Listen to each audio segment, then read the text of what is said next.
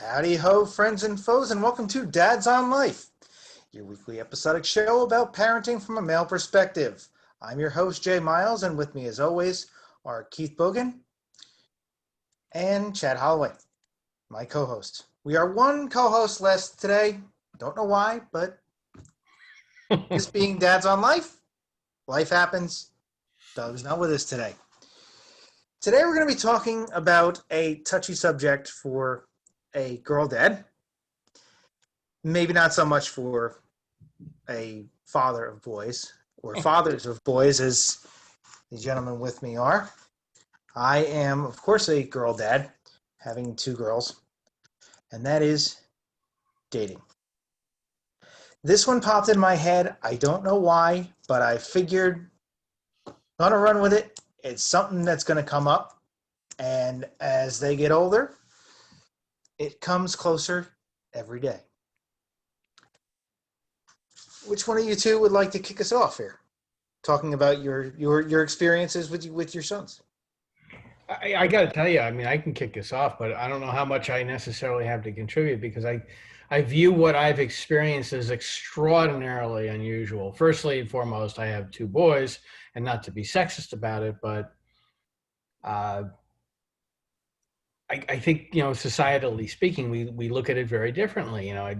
There's a much more of a concern on the part of parents of girls than I think there is of boys. And that may be inappropriate, something that shouldn't be done. But um, uh, my sons and I didn't really talk about it a whole lot. I mean, there's a lot of education in the school system. Every now and then there'd be a comment. I'd share a couple of thoughts, but there was no sit down and have a birds and bees conversation with the boys. But also my experience has been really unique because my 21-year-old has only dated two women in his experience. So he only had one heart broken early on after I think the better part of a year of seeing somebody when he was early in high school. And then he's been seeing the same girl ever since. And my 18-year-old has been seeing the same girl for 4 years and has never dated anyone else. So these are long-term committed relationships too, which is kind of unusual at that age, or at least it was when I was that age. We didn't even know what that was back then. So both of my sons have this insanely deep loyalty to their girlfriends, very protective of both of them.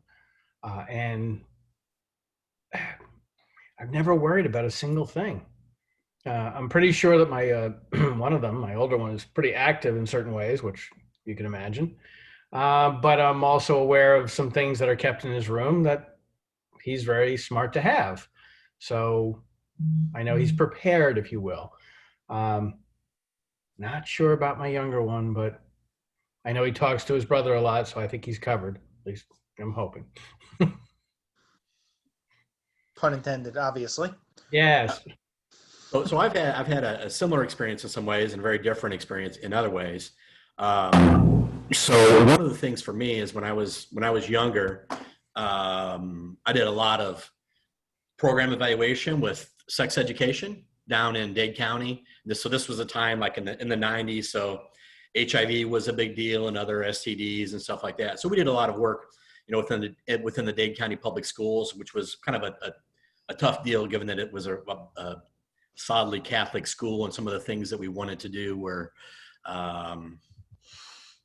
maybe a little racy for them, but it's one of my things is like sex education. So I would say I haven't had a birds and bees conversation per se with my son, but I started at a very young age showing him what to expect as he matures and what to expect, when he starts to have relations with girls. And so it's been kind of a continuous conversation. And I never said, don't do it. I always said, I'm not going to lie. I've never lied to him. I said, listen, I'm not going to lie to you and tell you not to do this because you're going to do it. You're going to love it. And you're going to be like, why did my dad lie to him? I'm going to say, here's the thing. You're going to love it, but you can have a lot of bad consequences from it, unintended consequences. So we talked about all the different things that could happen, and, talked about condoms. And actually, even when he was younger, I even purchased condoms for him because I think I didn't want him to be embarrassed and have that as a barrier to being safe. So I went ahead and got him the condom and all those kinds of things. So, and the other thing I told him is I said, I'm not as worried about him within a dating relationship, but I said, keep in mind, son, I said, you're going to be dating this girl and she has a dad, and anything that you do to that girl, you may have to answer to that dad about. So I said, think about how hard that might be to talk to him if something goes wrong, or if you have some sort of issue, or if he finds out, whatever the case may be. I said, so think about that conversation as you're approaching these interactions you're going to have with your girlfriends over time. So that was kind of one of the things I'm trying to get him to empathize and to think ahead and to kind of, be a good guy and not to just use women, if you will. Mm-hmm. And he did have one girlfriend in high school, over a year.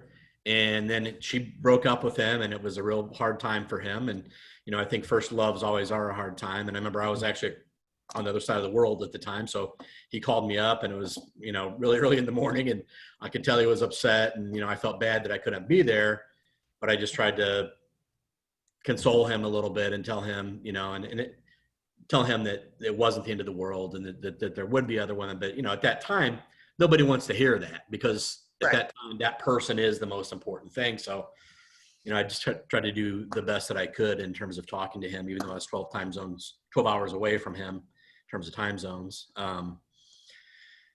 But, now I think that he's doing pretty well. He's, kind of his personality is one where he's a lover, and he doesn't really have a lot of girlfriends per se. He's more like, he'd prefer to have one girlfriend and date her exclusively. Right. So. Now, what age did you guys allow your sons to start dating? Allow is a funny word. I don't think I had a whole lot of say over it, and I don't think their mother did either. It's just sort of when they first started having an attraction, which was early in high school. And dating is a funny way of putting it, because, it'd be like hang out once a month at a movie, or maybe a second time at one of the houses. But most of their interaction was at school. Right. For my older son, they both were in marching band. He and his girlfriend. My younger son is not only in the marching band with the girlfriend, but also in the robotics club. So they were constantly together anyway. There wasn't a whole lot of outside of school time together. It didn't matter. Mm-hmm. Yeah. Although I'm sure they were on the phone together constantly all the time. Right. That's pretty much everybody in high school, honestly. Yeah. I would think. Well, and I think Frankie was similar to that. They really spent a lot of time together at school, but, I think probably at 15, we would allow her to come over. Okay. And to go over to her house and take them to movies and stuff. But we were kind of in charge, driving them and those kinds of things. So it was there was a lot of control that we had over that. And, of course, at our house, we didn't worry about her house as much. We figured that was probably very conservative there. But our house, like, if you're going to go in your room, you have to have the door open. Sure. And there's no, there were some rules around that. But other than that, it was 15 and never had any real problems. Mm-hmm. I think that if it had been presented to me earlier, if Justin or Jeremy had some kind of attraction to somebody when they were 12 or 13, it would have been fine for them to hang out. I think we were always keen on getting introduced to the other parents. Sure. We were on the same wavelength. So it's a particularly interesting thing with Jeremy, because he's dating a woman she's a wonderful girl and all that. Her parents were not born here, and they don't speak English that well. Really? They're Ecuadorian. Oh, wow. They definitely struggle with English. Okay. The girlfriend was definitely born here. And she does all the translating for us, but we can't always speak directly to them, even when we're standing in front of them. So it's an interesting conversation to make sure we're on the same wavelength when the person who's doing the interpreting is the girlfriend. but Emily's totally cool, and she kind of expects us to ask the questions we ask and all that. I think we got lucky in that regard. Neither of them dated anybody who was particularly a wild, crazy person or anything, or at least not from our perspective. Mm-hmm. So the answer to your question, Jason, you're sitting here thinking I have a 9-year-old girl. When do I allow this sort of thing to happen? For you, the answer is 40. When she can date when she's married. Right. Yeah. Yeah. Okay. That's gonna happen. Uh, Chad, I don't think you and I should even be trying to answer that question for him. I agree. Well, no. It's a question because for me, um, for Delana, Sadie is different. Sadie doesn't have a lot of friends anyway. Can we not talk about your 6-year-old? That's really disturbing. I mean, come on. We're not even, this topic can't even involve your 6-year-old. Hold on. So it's not the same situation because there wasn't that person in when she was in daycare as to where Delana, she's known one boy since they were in the as early as you can. She's known the kid her entire life, and they have been, even this summer, last couple of weeks ago, she went over his house swimming. Elise knows the mother very well.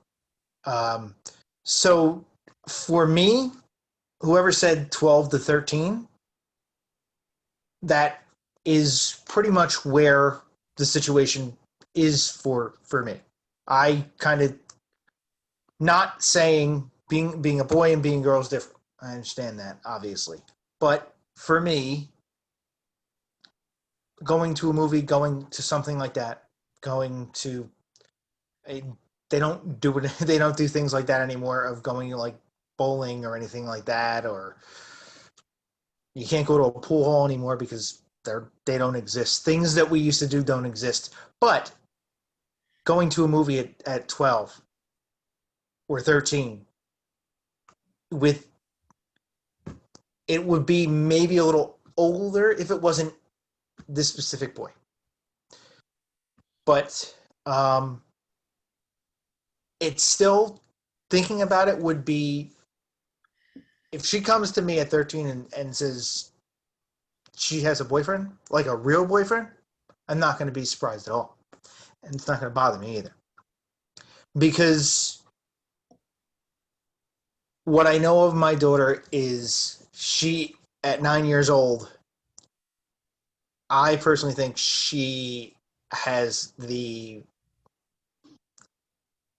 mental stability and mental capacity and the thoughts of somebody who is probably 11 or 12 at this point. So she's mature for 9. Absolutely. So that thought of her coming, can I go to the movie with blah blah blah 3 years from now, 4 years from now, isn't going to surprise me one bit. And the answer, most likely, I don't know if Elise would agree with me. I'm pretty sure she probably would. 13, 12, 14? Yeah. I know in everybody's like, oh, it's a different time. Not exactly. My sister had a boyfriend at, trying to think, how old are you in 8th grade? 13? Yeah. She was supposed to go to the 8th grade dinner dance with her boyfriend. That didn't happen. Not because of age. It was because the boy's parents wouldn't let him date someone who wasn't Jewish. Of all So I know, that out of age, left who field. cares? What's that? At that age, who cares? Oh my goodness. Absolutely. That, believe me, that process changed within a few months between her and Ed and Ed's mom and dad, who they ended up being were the sweetest people anyway. And Donna would later on date him again, but yeah, then a couple of months later she was at Passover, so it was. But that it was not because of age; it was because she wasn't Jewish. The age would have never been an issue at all. They had no problem with it. So for me, from that example, and from my example of, I would say 13 is acceptable to me. Um, I know the things that I did when I was 13. It was pretty much the most innocuous things you could do with a girlfriend. So would I expect anything less out of Delana? No, not at all. I think that Delana is absolutely smart enough now to be on that path to figure out, what right, wrong, too far, not too far at 13, 14. Every kid will, boy or girl,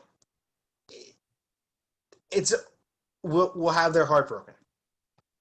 I fully expect that. I fully know it's going to happen. There's no way it's not. I know that, and Delane is going to break hearts too. So will Sadie. I think everybody breaks a heart and has their heart broken once in their life, at least. If they don't, it's a fact of life. It's a matter of it's a probably the most common thing. Right. Everyone cries over a heartbreak, and everyone breaks a heart. That's just how it happens. Yeah, even these relationships that they've and ended up married, like my brother-in-law and sister, my brother-in-law and sister, they're high school sweethearts, but they both broke hearts, and to an extent, at one point, both broke each other's hearts.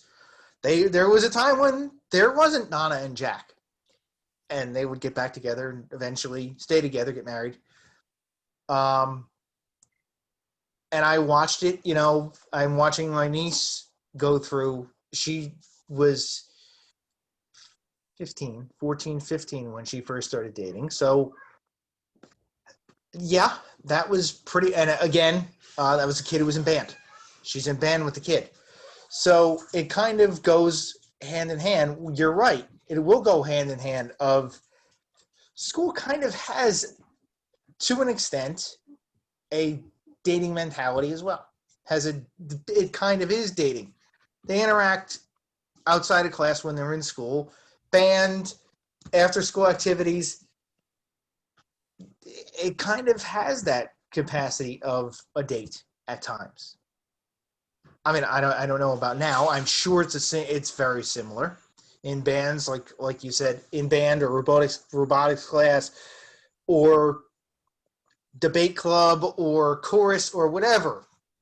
Uh, I forgot what the old saying is, about dating. It's heartbreak, something, and bad food is basically like the three things that happen in high school. I can't remember what the middle one is, but I know it's heartbreak and then bad food is the other one. What's that, Keith? He said, but the bad food tastes good because you have no taste when you're in high school. It doesn't matter. Well, Same thing with that, college with beer. I mean, what the heck? But like, it's interesting that we talk about this subject and that you're sitting in the room when we do it, Jason, because there's a part of me that wishes that we could look at this subject exactly the same way in an era where women are fighting very diligently to be treated as equals and should be treated as equals. mhm. And idealistically, it would be great if you and I, or Chad and you, could look at dating of our kids the same way. But call me old fashioned, call me an old fart. I don't know, whatever. I just look at it differently. I would be terrified if I had girls. I mean, Oh, I am. I am. But but I mean, I know I feel different. I know I feel very different and I would be treating it differently if I had girls instead of boys, or girls and, with boys. Um, I don't know, Chad, don't you think that all he has to do is greet every boyfriend with that T-shirt on and he should be fine? Yeah, exactly. honestly, There was a movie where it was, I think it was Bad Boys, maybe, where Will Smith and Mark who the Lawrence fuck is were Reggie? Yeah. Who is at the Who the door? fuck is Reggie? Yeah, That's it. Will Smith is the uncle, and what's her name is the father, and he's. I think the kid doesn't know he's a cop. He thinks he plays an ex-con. Oh, that's where they Plays up walk as into an that room ex-con. with all Yeah. the big muscular guys? Yeah. Yes, I know what you're talking about. Yes, I saw that. Yep. Oh, that's another one. But that's another movie. That's the one with 50 Cent, I think, or something like that, where he walks in, he walks the kid in, and there's like 9 of his 10 friends. thugs standing there, 10 of his friends standing there, and they're like, "You be home at 10:30." Okay. 10, fine. And then they all laugh when he walks out of the room. Yeah. But no, I am terrified. What are you doing? I just saw a head and realized that it was the dog. Hey, We didn't hear the dog barking. That's kind of a first. he's trying to get the paper towel that is on top of the table. He's probably trying to clean up his dinner. It's okay. This dog doesn't eat. Anyway, it's a different story. No, yeah. Everything I say is with fear. But the other thing is, this shirt isn't going to be needed if they keep up in jiu-jitsu with the way they are. Right, but you still feel very protective of your kids, and you still, want. I think as a father of girls, I would want to stare at the boy in the face and invoke fear. I don't care how able-bodied my girls would be. Especially considering that one wrong move and Delane is going to break somebody's nose. I'm convinced of that. Think that in my world, I'm an HR, I'm a human resources guy, and I think that I'm about as equal-minded as they come. But if it ever came to having daughters, I would be so sexist, I can't deny it. What do you mean sexist with daughters? What do you mean? I think that if I, let's say I were to get married again and I had more kids and I had daughters, I would probably wind up treating them way differently than I treated Justin and Jeremy when it comes to dating. And to me, that's sexist. That's interesting. I guess that comes with being a girl dad, and I mean it's said that for a girl dad, there's that feeling of, oh yeah, wanting a boy, but nothing, not for nothing. I wouldn't change having two girls for anything in the world. Of course not. I should have invited my brother Stuart onto this call because he has a son and a daughter. So, boy, the mix there must be really interesting. Right. It's probably two different sets of standards for sure. Speaking of the daughters. Well, and as you guys will recall, I did have a stepdaughter, and it was through the teen years. Oh, that's right. I'm forgetting about that. So I guess some of my experiences with her, to go back to that, and with her mother, were that when she dated, she would want to date the older guys, right? So typically, say she was a sophomore. Well, when she was a freshman, there was some senior guy who liked her and that she liked him, but I think it was more she liked him than he liked her. And let me tell you what, at that time, there's a big difference in maturity level between a senior in high school and a freshman in high school. Right. And, so there were some issues around that. And then later on, she had another one, and I think she was a sophomore, who was a year older. And he wrote a text like she was crying, and her mom got the phone from her and looked, and he was actually threatening her about something about my squad and I are going to something or other, but she was crying. And I said, what's this kid's name? I'm going to his house now. I would be all And over I'm that. like, I will embarrass him and every one of his friends. They can all come at me, and it not going. But, it was one of those things where in a situation where I would have expected her to go, what a jerk. I'm not going to be around him anymore. She was like, don't say anything. I want him to like me. Really? Your response, Chad, is different because I wouldn't necessarily have gone to the house. I would have gone to the police with that shit. That's threatening stuff. Mm-hmm. Yeah. But I would have went and I would have talked to his parents. Right. And I mean, because, we're from a small town here and if the police need to be involved, but I would go to the parents first. Right, and that's fair. That's fair. I mean, and here's the other thing, we talk about race relations a lot. So my stepdaughter's white, this kid was black, and I don't want to break, there could be some implications for that as well. I mean, if we go to the police, because we talk about that stuff, but regardless, I don't care what race the guy is. He can't treat her like that. Yeah, absolutely not. Yeah. I'd be free. I'd be really, I got to hand you credit, Chad, because I don't know how well I would control myself. And that's the thing. Like I said, I can feel it that even thinking, kind of trying to put myself in those shoes, I know I would behave differently. And it's not necessarily the right thing to do, but it's sort of my instinct, my, where my gut would take me. Yeah. Well, and that's exactly, because with my son, I wouldn't more like, I felt like he was on pace and he certainly had his heart broken when he had the breakup or whatever.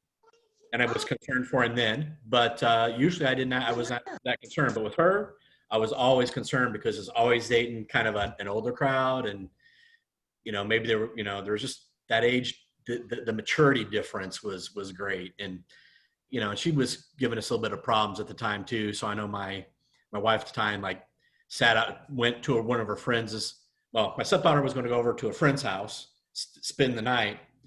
And so my wife was like, I'm not going to be home tonight. I'm going to park down the street from this girl's house. So that's what she did. And she was gone the whole night. And about 1 o'clock in the morning, here they come running out to go meet some guys. And so all hell broke loose. Aye.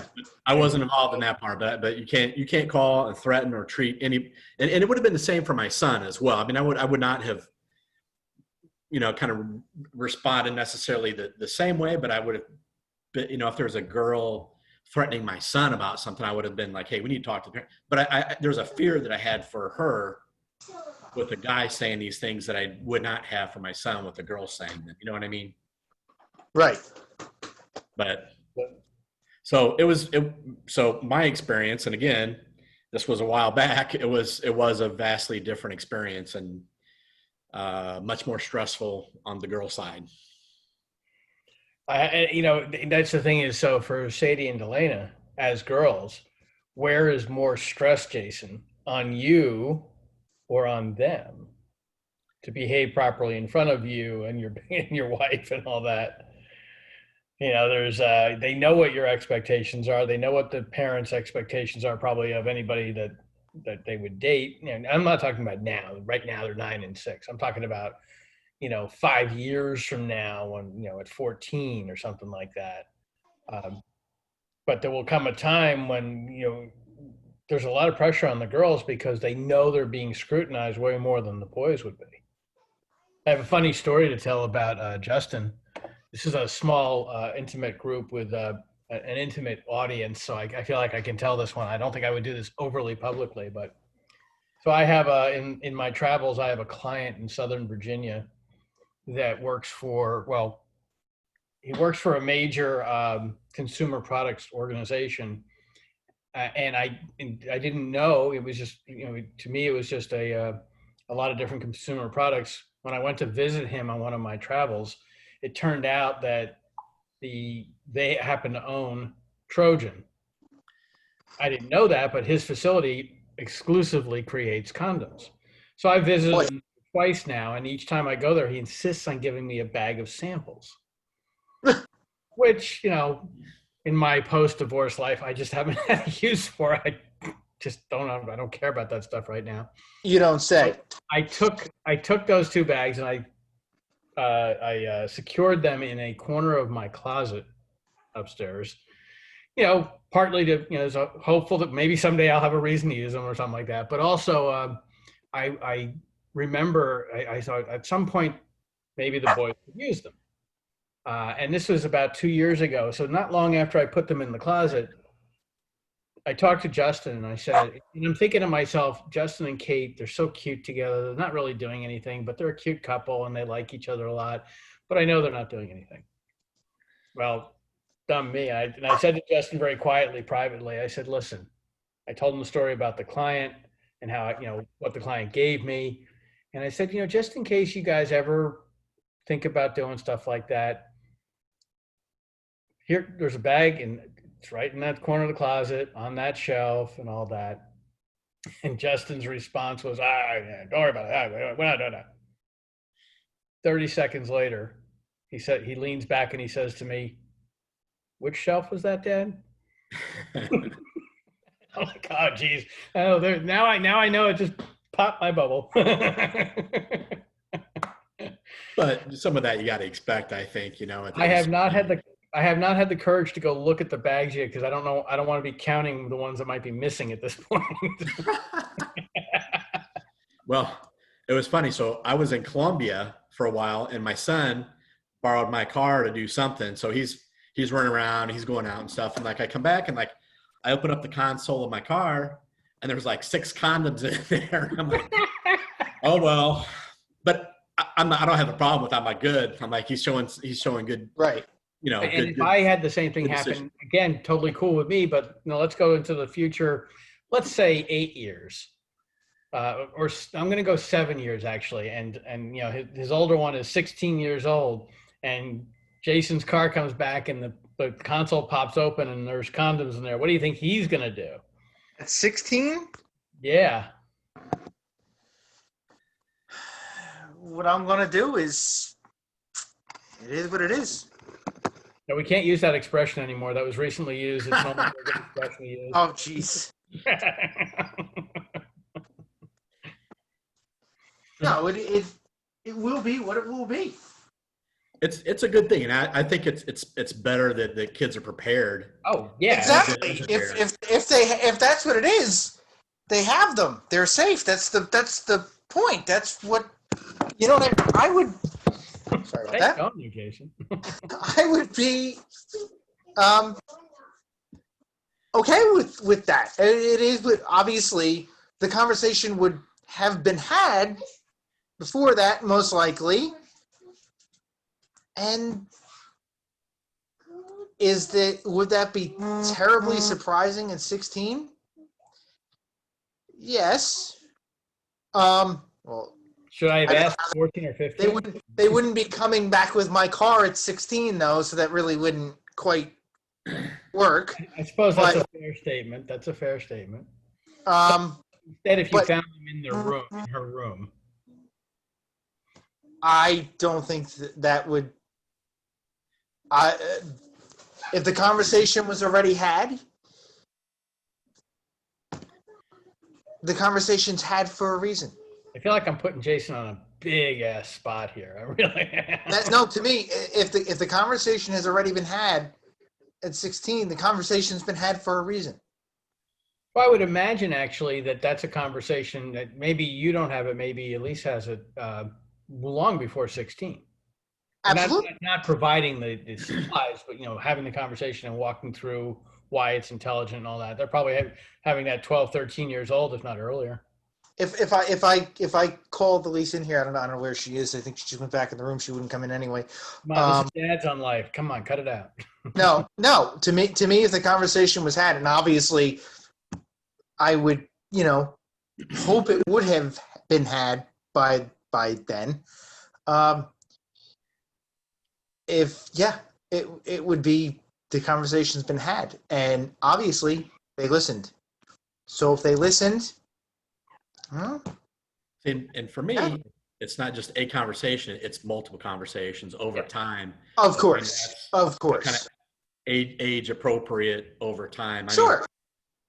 Kind of going back to how I learned about sex, I was interested in it, and I heard something on the TV talking about sex, and my mom was there, and I go, "What are they?" I go, "Sex." I go, "What's that?" And my mom looks at me, and it was obvious that she was not going to have that conversation. She goes, I don't know, boy and girl, I guess.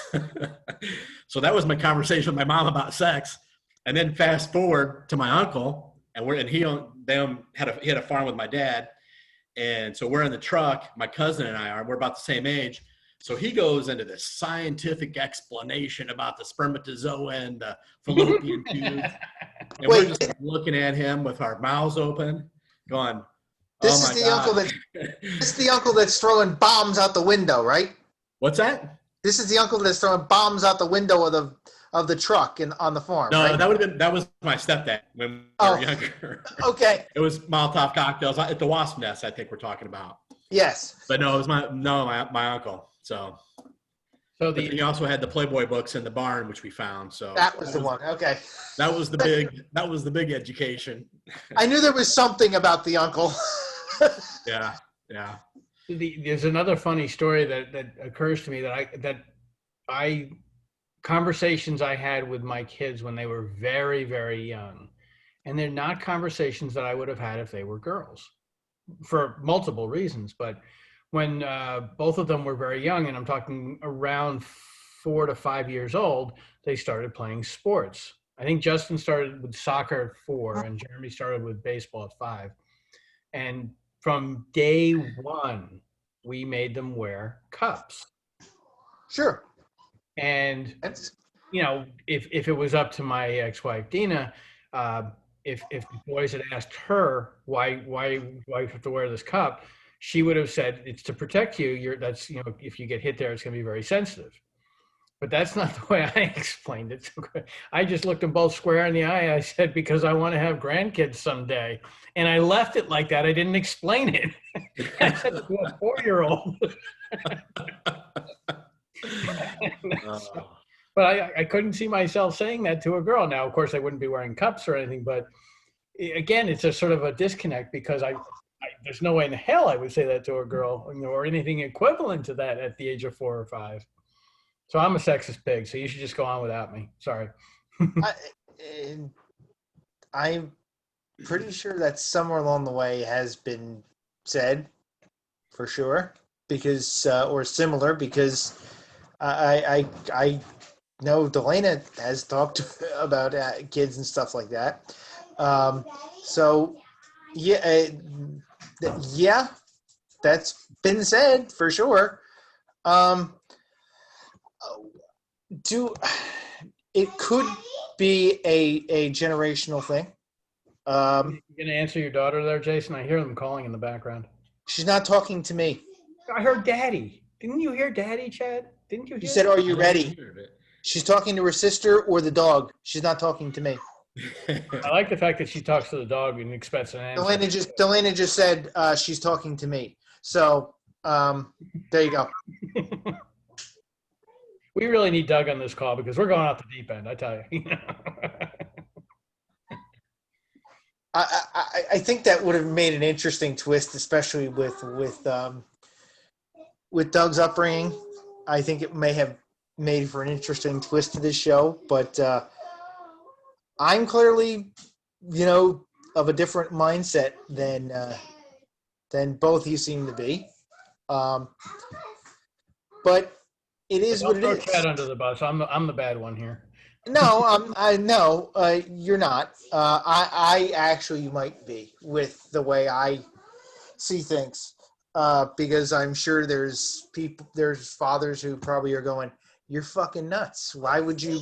How could you say that, or how could you think like that?" There's a lot of different ways of looking at it. There's no right or wrong here. There's just, you know, from our perspective, we all seem to be generally on the same page, and I'm sure there's a lot of people who are much, much more conservative about how they view the raising of kids. And there's probably a lot of people who are more, not nearly as conservative as we are, I guess. So, you know, but, you know, there's a lot of different ways of looking at it, just like everything else. Mm-hmm. There's and I'm sure there's people who are more lax than I am. or more. I don't consider myself that lax on the whole idea, but um, I probably have had different responses. In fact, can almost guarantee that I have had different responses to this than Keith expected me to, or Chad expected me to. I'm sure. Am I correct? You've been a little bit more relaxed about it than I thought it might be. Yeah. Yep. Well, but Jason has an advantage. Let's be fair here. You've all heard me say before when we had off-camera conversations about gun control and stuff like that, that I've never even touched a gun in my life. But Jason has the advantage of me living nearby, so he can sit back and relax because I'm going to be the one in the car down the street when they're on a date with the shotgun in my hand. I'm going to break my own rules, grab a gun, and guard them with my life. So he can be a normal guy. Chad, you forget, Grandpa's 5 houses that way. There's that too. He's got a lot of guns, so yeah. You're right. I don't have to worry, but it's because of him. Ain't got nothing to do with you. Yeah, but I think you're surrounded by a bunch of people who know those girls, and whoever they date they're gonna have to answer to a lot of people. Well, the former Port Authority police officer next door, unfortunately, the Bridgewater the Bridgewater cop is moving in 2 weeks, but I'm literally surrounded. I'm in the middle. I have a former Port Authority police officer and a Bridgewater police officer on the other side. So that kind of worries me because you have a lot of guns in your neighborhood. That's very disturbing. Well, it ain't that bad, believe me. Chad's like, that's good. I like that. Believe me, it has its advantages. When you have daughters, it would, and something that's very interesting because the fact that I had boys might have something to do with how I view certain political topics now. And maybe if I had girls, my viewpoints might be different. Who you give birth to, who your offspring is, I'm sure guides some of the way you think about things. Right. I might have different views if I had girls. You probably would. I would guess you would. I guess you both would. On a different topic, I wouldn't have a house with 2 boys in it who are staunchly of the opinion that there is no such thing as pay inequity between men and women. That's a whole different topic for a different time, and there's going to be people who scream when they listen to this recording. But they can state a case and say women are paid differently, but it's not about being male and female. It's other factors that are playing into it. Right. So, but I think if I had daughters, they wouldn't be thinking the same thing. Good point. But I think, one of the things we're talking about too brings up a good point. And that's like, to Jason's point about his daughter being very mature for her age. Each kid is different. Like I said earlier, my son, granted I had a son and then I got the stepdaughter, right? But they were very different kids as well. So it's like how you approach them and to know your own kid and how you approach that kid. Some kids might be very immature and you approach them one way. Some kids are much more mature. Keith, I think both your boys are probably pretty mature. So there's less concern there, and as much as I don't want to admit it, the answer is probably yes. They are very mature for their ages. And, and so I think that tempers our approach to what we're trying to accomplish. I think Sadie probably is mature for her age too. Who just fell? Well, we'll see in a few minutes, Jason. No, she's okay. She's talking. If there's no blood, then there's no conversation. Let it go. No, she's talking. She's fine. I do not have a something, is what you just said. But no, I even think that Sadie is mature for her age. There's things that come out of that girl's mouth that you would not believe would come out of a 6-year-old's mouth, period. Boy or girl. I've been there to hear some of it, so I know. Honestly, although that's to believe me, with Sadie, it's the tip of the iceberg. It's funny how often I look at her and go, where she'll say something and I'll just be like, roll my eyes or just go and not be shocked because it sounds like something that would have come out of Lisa's mouth. Well, they are mini me's, so you know. Which is funny because there's times when Delana will say something and I'll just be like, I fucking said that at that age. So we can summarize this whole conversation by realizing that no matter how mature they are, Jason, you know you're still not going to let them date until they're 40. I mean, it's pretty simple. Yeah, he puts on a good face right now, but you know what's coming down the pike. You know what it's coming down. It's funny. I thought there was no way that I would ever be able to prepare myself for that thought of both of them ever dating. As that has come and they've gotten older, that question has become a lot easier to answer. It's, you start just like you would essentially getting them, getting prepared to start thinking about having to pay for things like college and that. You're allowed to slowly grow and change as they grow and change. There's no handbook. There's no handbook about being a parent. Nobody ever wrote the book. I wish there was. There's no handbook. Actually, Dr. Spock, and Dr. Spock made mistakes too, didn't he? Because every kid is different. There's no handbook. There's no manual on how to raise them. You just do the best you can. And to an extent, if every day they wake up and, that's it. If they're not in jail, or I can name 10 other things if they're not there, you did okay.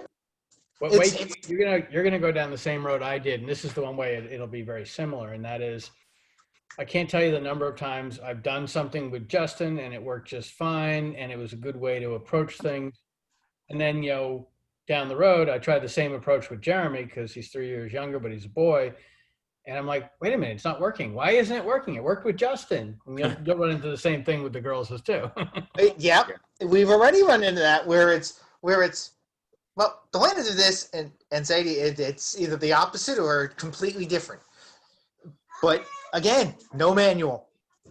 That's just the way it is. Yeah, you can cut it open. Go ahead. No, just remember, there'll be a lot of people with eyes tracking where they go, so they'll be protected. And well, there was a joke my father told my sister when she went to Washington when they were in juniors in high school. They went with the German club, I believe, when they did stuff like that of going to like Washington, D.C. and things like that. And my father kept telling her, Otis will be watching. Otis is going to be watching you. Otis is going to be watching you. And she kept going. She said, I'm looking around trying to figure it out. And then she looks down and looks at the elevator that they're in, and it says Otis. There's a running, and for years, my father would tell that story about Otis would be watching, and it was the elevator and the escalator. It just was his way of saying, it was making a joke of just my father being my father. Making sure there are eyes everywhere for the girls, yes. Yep.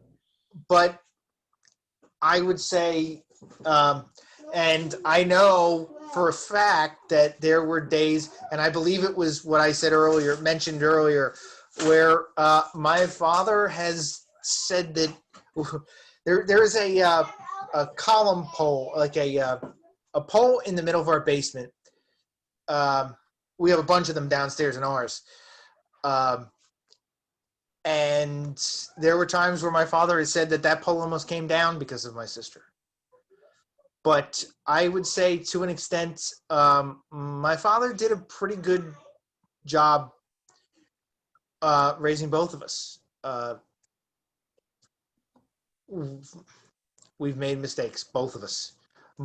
And he made mistakes, so did my mother, as parents.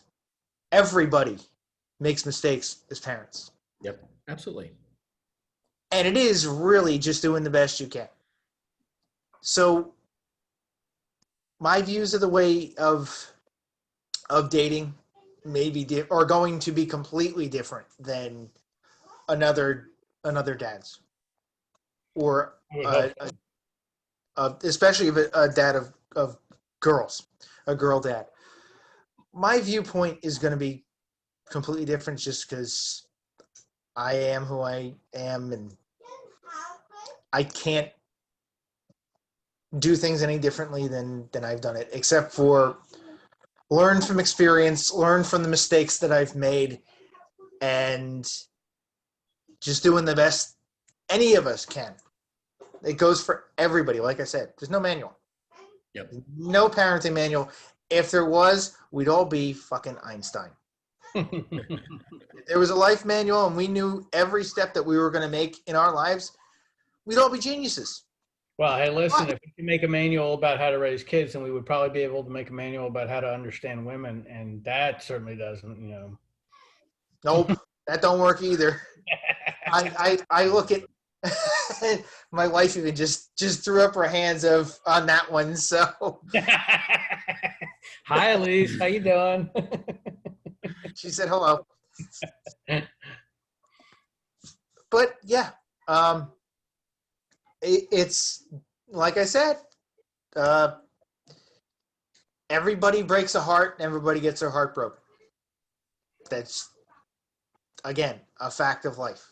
Hey, listen, don't burst my bubble, because right now Jeremy's dating the first girl he ever dated, and it hasn't ended, so he hasn't experienced that yet.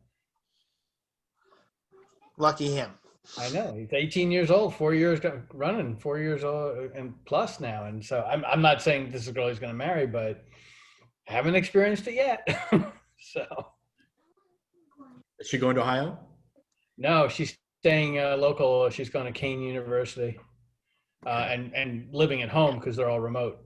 But they talk every day by phone, and I'm sure they're FaceTiming and all, or what the equivalent is, and all that stuff. So they seem to be perfectly good.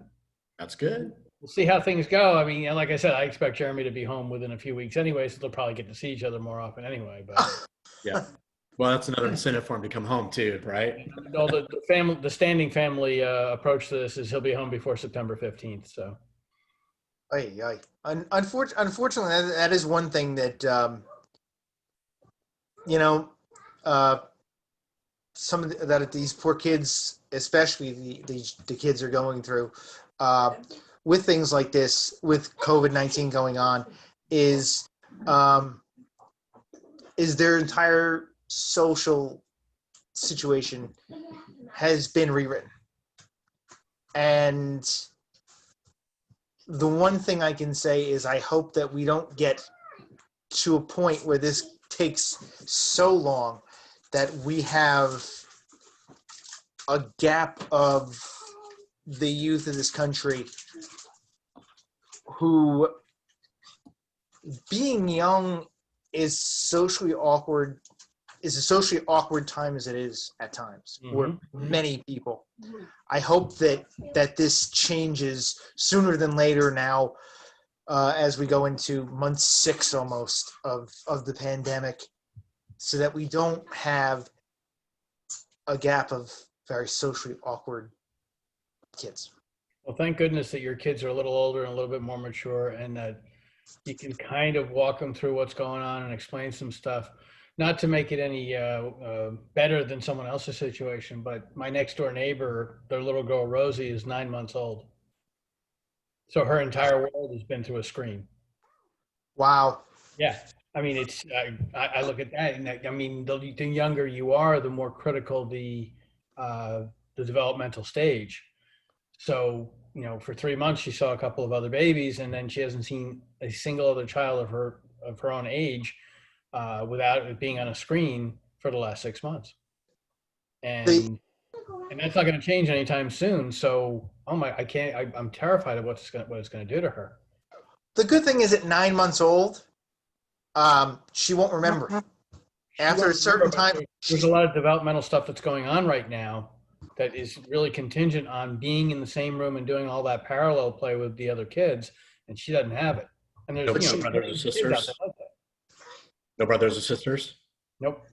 The couple that's next door is very young. I think they're still in their later 20s. So this is their first kid, and my grandma and grandpa come over occasionally, but nobody else who's nobody else who's less than 30 years old is in that house, or out, and they don't even go in the house. They stay in the backyard. Wow. It doesn't interact with other infants, which is terrifying. It's tough enough for Sadie and Delana. I mean, I'm sure they're going to have challenges because they haven't really spent a lot of time with other kids. But this is, right. The younger you are, the worse it is. Somehow that damn COVID thing has crept into every one of our calls. You know that? Well, what do you expect? There's nothing else really to say. I mean, it has to. Until this is over, it's probably going to. Because the truth is, as you said earlier, this is the first show, legitimately, where we haven't had all of us. Where we haven't had all four of us. We had the first show we did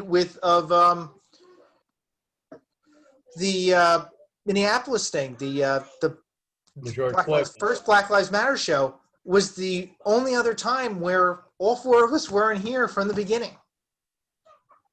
That's pretty good. Unfortunately, it's mainly because of what is going on with the pandemic. That's true. We're a bit more homebound because of it, I suppose. Right. I think all of our summers probably would look a lot different if we didn't have COVID. We'd all be out and we'd be like, when can we get together? It'd be a much more difficult this would be once a month show probably instead of once a week. Yep. I agree. But we just pretty much all we can do is sit here and wait with bated breath till we see what happens. Who knows what next week brings? Who knows what tomorrow brings? It's the only way we can look at it. Just got to roll with the punches. That's all we can do. I'm almost here at Dad's on Life. Stay safe, everybody. You too. See you guys. See ya. Take care.